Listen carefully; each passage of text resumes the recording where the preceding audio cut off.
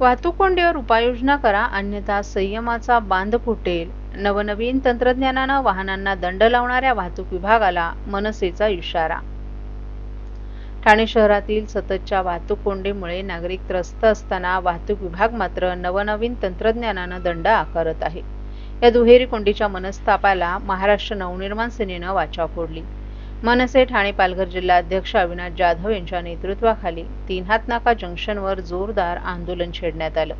वाहन चालकांवर दंड लावणाऱ्या वाहतूक विभागानं आधी वाहतूक कोंडीवर उपाययोजना करावी, अन्यथा वाहन चालकांच्या संयमाचा बांध फुटेल असा इशारा देत मनसेनं वाहतूक उपायुक्त पंकज शिरसाट यांना निवेदन सादर केलं. यावेळी मनसे शहर अध्यक्ष रवींद्र मोरे, मनविसेचे संदीप पाचंगे, पुष्कर विचारे आदींसह शेकडो महाराष्ट्र सैनिक उपस्थित होते. ठाणे शहरात गेल्या काही दिवसांपासून वाहतूक कोंडीची समस्या तीव्र झाली असून रोजच्या प्रवासात नागरिकांना मोठ्या प्रमाणावर अडचणींचा सामना करावा लागतोय. याच्या निषेधार्थ मनसेनं आज 3 हात नाका जंक्शनवर वाहतूक विभागाच्या कार्यालयासमोर फलक झळकवत आंदोलन केलं. यावेळी अविनाश जाधव यांनी वाहतूक विभागाचे वाभाडे काढले. वाहतूक पोलिसांकडून कोंडी कमी करण्यासाठी ठोस उपाययोजना होत नाहीत. फक्त वाहन चालकांवर दंडात्मक कारवाई केली जाते. तेव्हा नागरिकांना वाहतूक कोंडीपासून दिलासा मिळावा यासाठी पोलीस प्रशासनानं नवं तंत्रज्ञान वापरून उपाय शोधले पाहिजेत. तसंच वाहतूक सुरळीत ठेवण्यासाठी तात्काळ पावलं उचलली पाहिजेत. नवनवीन तंत्रज्ञानानं केवळ दंडात्मक कारवाई करून कोंडी कमी होत नाही, तर त्यासाठी शास्त्रोक्त आणि नियोजनबद्ध पद्धतीनं वाहतूक व्यवस्थापन करणं गरजेचं आहे, अशी सूचना करून मनसेनं प्रशासनाला जाब विचारला. वाहतूक सुरळीत ठेवण्यासाठी नव्या तंत्रज्ञानाचा वापर करून वाहतूक व्यवस्थापनात सुधारणा करावी, नागरिकांच्या सोयीसाठी ठोस उपाययोजना कराव्यात आणि वाहन चालकांना भेडसावणाऱ्या समस्यांचं त्वरित निराकरण करावा. वाहतूक शाखेनं कार्यपद्धतीत योग्य तो बदल करून वाहतूक कोंडीवर उपाययोजना करावी, मगच चालकांना नियम पालनासाठी वेठीस धरावं, अन्यथा एक दिवस वाहन चालकांच्या संयमाचा बांध फुटेल असा इशारा अविनाश जाधव यांनी दिलाय. तुम्ही जर घोडबंदरला गेलात तर घोडबंदरला जी काय ट्रॅफिक आहे म्हणजे शिस्त आम्ही पाळायची. म्हणजे ट्रक 4-4 लेन मधनं येतात, त्यांचं काय करणार? त्यांना तर हायकोर्टाचे नियम आहेत, सुप्रीम कोर्टाचे नियम आहेत, त्यांच्या बाबतीत कुठलेच नियम नाही. म्हणजे 4-4 लेन मध्ये ते गाडी चालवतात ट्रकवाले. पण आम्ही इथे ट्रिपल सीट चालवली, हेल्मेट नाही घातला तर लगेच आमच्यावर दंडात्मक कारवाई होणार. पण त्यांच्यावर का नाही होत? नियम असा आहे की सकाळी 8 नंतर दुपारी 12 वाजेपर्यंत आणि संध्याकाळी 5 ते रात्री 10 वाजेपर्यंत शहरामध्ये ट्रक आले नाही पाहिजेत, हेवी ट्रक. मग ते कसे येतात? मग त्यांना का नाही नियम आहे? म्हणजे जिथे तुमचा पोट भरतं तिथे तुम्ही आम्हाला तिथे सगळे नियम पायधुळीत उडवणार, आणि जिथे सर्वसामान्य ठाणेकरांचा विषय येतो तिथे मला असं वाटतं की अशा प्रकारचे नियम आम्ही लादून देणार नाही. ही आमची आज पहिल्यांदा शहर ट्रॅफिक यांना विनंती आहे की तुम्ही कुठल्याही प्रकारचं असं हे करू नका, नाहीतर या सर्वाच्या विरोधात संपूर्ण ठाणेकरांना एकत्र करून आम्ही मार्च काढू. सिंगानिया शाळेबाहेर मोठ्या प्रमाणात गाड्या उभ्या सगळीकडेच आहे हो. तुम्ही सिंगानिया शाळेत जा नाही तर कुठेही जा, बरोबर आहे. ट्रॅफिकचा बोजबाळा जो उडालाय ना ठाण्यामध्ये, तो एवढ्या वर्षात कधी उडाला नव्हता. एवढा ट्रॅफिकचा बोजबाजा उडालेला आहे. तुम्ही कुठल्याही सिग्नलला सिंगल सिग्नलनी जाऊ शकत नाही. 4-5 सिग्नल सुटेपर्यंत थांबावं लागतो आणि एक सिग्नल 1.5-2 मिनिटाचा असतो. तर ह्या सगळ्या गोष्टीला एक ठाणेकर म्हणून माझी वैयक्तिक चीड आहे. मी एका पक्षाचा नेता म्हणून बोलत नाहीये, तर माझी ठाणेकर म्हणून चीड आहे. अशी प्रत्येक ठाणेकराची ही चीड आहे की तुम्ही फक्त आमच्यावर दंड मारताय, पण आम्हाला सुखसुविधा दिल्या जात नाही आहेत. आमची कुठली जो ठाणं आज तुम्ही जर बघाल ठाण्याकडे तर 1920 म्हणजे ब्रिज वगैरे हे त्याच वेळेला झालेत. नवीन काही नाही आहे आमच्या ठाण्यामध्ये. ठाण्याला मुख्यमंत्री पद मिळाल्याच्या नंतर अपेक्षित होतं की आम्ही या सगळ्यातनं निघू, पण निघालेलं नाही आहे. मागच्या 10 वर्षामध्ये ठाणं तसंच आहे जे जुनं होतं. नवीन ब्रिज आलेत, नवीन काय नाही आहे, वाटोळा झालंय. फक्त इमारती आल्यात, इमारतींना परवानग्या दिल्यात, लाखो लोक ठाण्यात आणलीत, मोठ्या मोठ्या गगनचुंबी इमारत उभ्या केल्या. ते लोक जाणार कुठून? आम्ही गाडी विकत घेतो त्यावेळेला तुम्ही आमच्याकडनं रोड टॅक्स घेता, बरोबर आहे. म्हणजे आम्हाला रस्ते आणि पार्किंगची व्यवस्था तुम्ही करून द्यायची असते. परंतु आज जर आम्ही रस्त्यावर गेलो तर आमची गाडी जर कुठे पार्क केली तर 5 मिनिटात मागणं टोईंगची गाडी येते आणि गाडी उचलून घेऊन जाते.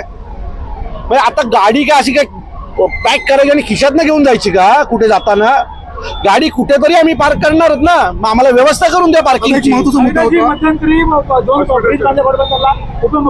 सर्व नागरिकांना आवाहन करण्यात येत आहे की सध्या डासांमार्फत पसरणाऱ्या डेंग्यू या आजाराचा प्रसार रोखण्यासाठी प्रत्येकाने पुढील प्रमाणे कार्यवाही करावी.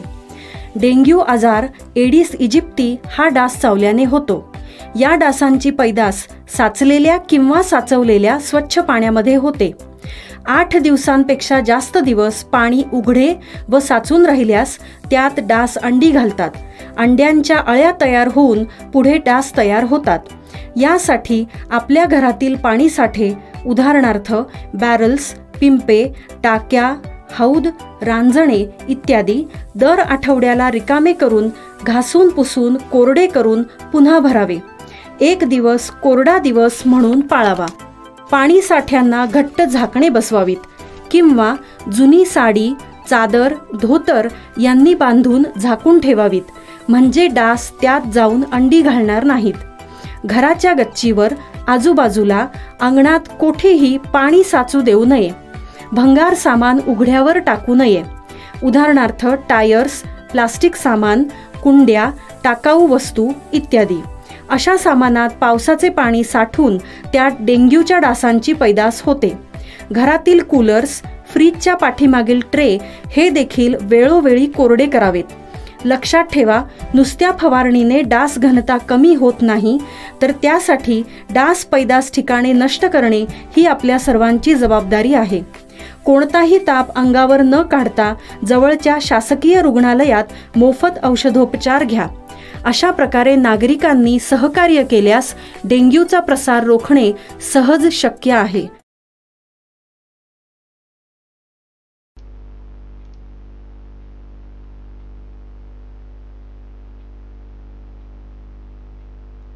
जनसेवकाचा जनसंवाद या कार्यक्रमात आमदार संजय केळकर यांच्याकडे अनेक तक्रारी आज प्राप्त झाल्या. यामध्ये विकासकांना केलेली घरासंदर्भातील फसवणूक, रेशनिंग ऑफिस बाबत विषय, शैक्षणिक विभाग, पाणी विषय असे विविध विषय याबाबत आमदार संजय केळकर यांच्याकडे तक्रारी प्राप्त झाल्या. मुंबई महानगरपालिकेकडून ठाण्याकरिता आपल्या पाठपुराव्यामुळे 5 MLD पाणी वाढवून मिळालं होतं. त्यामुळे घोडबंदर वासियांना पुरेसं पाणी मिळत होतं, परंतु ते पाणी मुंबई महापालिका बंद करणार असं समजतात आपण तातडीनं संबंधित अधिकाऱ्यांना पाणी बंद करू नये असं सांगितलं असून त्यांनाही आश्वासित केल्याचं आमदार केळकर यांनी सांगितलं. तसंच फसवणुकीचे अनेक तक्रारी वाढल्या असून पोलीस स्टेशनवर जाऊन आपण पाहिलं तर फसवणुकीच्या प्रकाराबाबत तक्रारी दिसून येतील. आपल्या जनसंवादाच्या माध्यमातून शेकडो जणांना न्याय मिळवून दिला असल्याचं आमदार केळकर यांनी सांगितलं. नारायणी उद्यान हे ज्येष्ठ नागरिक आणि लहान मुलांसाठी महापालिकेनं संरक्षित केलेलं असून एकामागून एक सिमेंट कॉन्क्रीटचं जंगल उभारण्याचा कट ठाणे महापालिकेनं घातला होता.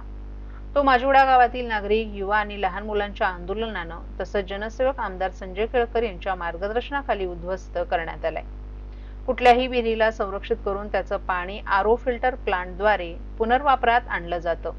हा प्लांट 6 बाय 6 मीटरचा असतो आणि तो त्याच विहिरीत बांधला जातो, जेणेकरून त्याचा वापर अधिक क्षमतेनं करता येतो. परंतु माजुड्यामध्ये काही विकासकांच्या हस्तक्षेपामुळे हा प्लांट महापालिकेच्या जनतेसाठी आरक्षित भूखंडावर स्थलांतरित करण्यात आला. माजुडा गावातील 30 ते 35 हजार लोकसंख्या असून ह्याच एकमेव उद्यानाचा वापर करत होती आणि तोही हिरावून घेण्याचा घाट ठाणे महापालिकेनं घातला होता. परंतु जागरूक नागरिकांनी आमदार यांच्या मदतीनं तो हाणून पाडला. जनसेवक आमदार संजय केळकर यांनी माजुडा गावातील उद्यानाला वाचवण्याची ही दुसरी वेळ आहे. याआधीही माजुडा नाका येथील उद्यान केळकर यांनी स्वतः उभं राहून नागरिकांसाठी खुलं करून दिलं होतं. ही घोडबंदर वासीय जे आहेत, जसं ट्रॅफिक जाममुळे त्रस्त आहेत, तसं रुंदीकरण जे आहे म्हणजे सर्व्हिस रोड मुख्य रस्त्यामध्ये घ्यायचा घाट घातला जातो.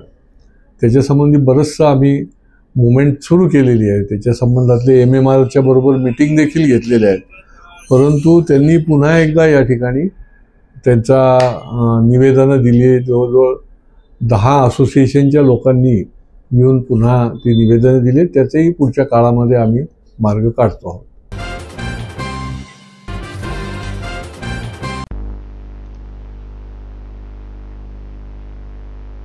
घोडबंदर रोडवरील सेवा रस्त्याचा मुख्य रस्त्यात समावेश करण्याच्या कामाविरोधात 10 रहिवासी सोसायट्यांमधील रहिवासी एकत्र आले.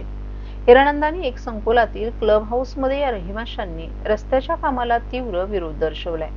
तसंच सर्व्हिस रस्ता कायम ठेवण्याची आग्रही मागणी केली आहे. या प्रश्नावर मुख्यमंत्री देवेंद्र फडणवीस यांची रहिवाशांच्या शिष्टमंडळासमवेत लवकरच भेट घेतली जाईल अशी माहिती आमदार संजय केळकर यांनी बैठकीत दिली आहे.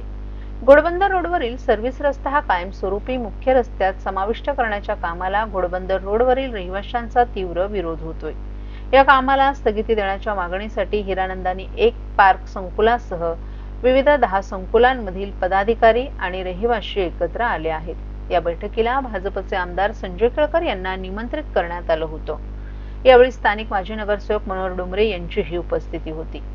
या बैठकीत सेवा रस्त्याची आवश्यकता रहिवाशांकडून मांडण्यात आली, तर मुख्य रस्त्यावरून भरधाव वाहनं सुरू झाल्यानंतर छोट्या वाहनांच्या अपघाताबद्दल चिंता व्यक्त करण्यात आली. त्याचबरोबर स्थानिक रहिवाशांसाठी सेवा रस्ता कायम ठेवावा, त्याचबरोबर या रस्त्यावरील बेकायदा पार्किंग बंद करावी अशी आग्रही मागणीही या बैठकीत करण्यात आली. या प्रश्नावर आपण रहिवाशांच्या पाठीशी आहोत. या संदर्भात मुख्यमंत्री देवेंद्र फडणवीस यांच्याकडे दाद मागण्यात येईल असं आश्वासन आमदार संजय केळकर यांनी दिले.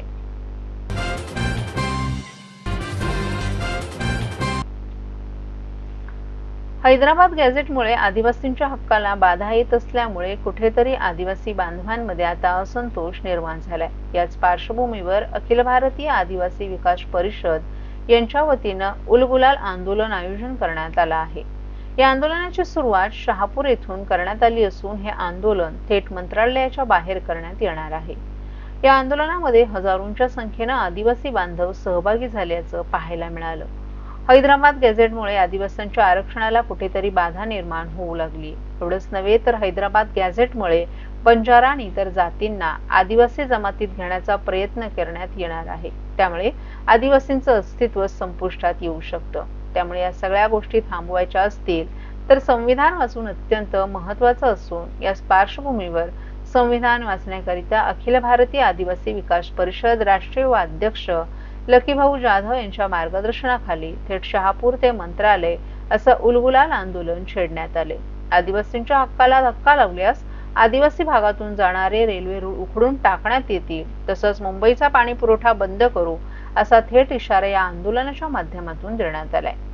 यावेळी राष्ट्रीय युवा अध्यक्ष लकीभाऊ जाधव, युवा प्रदेश अध्यक्ष गणेश गवळी, संदीप भाऊ गवारी, गोरख रेहेरे, प्रदीप फुटे, हंसराज खेवरा, निलेश महाले, सुनील भांगरे तसंच इतर पदाधिकारी, कार्यकर्ते, आदिवासी समाज बांधव मोठ्या संख्येने उपस्थित होते. यावेळी सरकारच्या विरोधात जोरदार घोषणाबाजी करण्यात आली. पदांसाठी जी भरती रखडलेली आहे त्यासाठी माननीय सुप्रीम कोर्टामध्ये जी केस चालू आहे ती केस लवकर लावावी, चांगला उकेल देऊन, पण जाणून बुजून हे सरकार लावत नाही. त्यासोबत दिनांक 6 जुलै 2017 रोजी माननीय सुप्रीम कोर्टाने निकाल दिलाय.